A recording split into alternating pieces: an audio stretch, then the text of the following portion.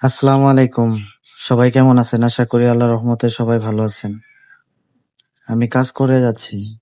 কারণ জানি পরিশ্রম মানুষকে সফলতার পথে নিয়ে যায়।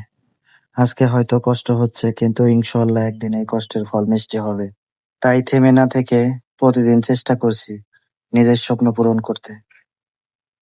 সবাই পাশে থাকবেন, ভিডিওগুলো ভালো লাগলে লাইক, কমেন্ট, শেয়ার করবেন। ধন্যবাদ।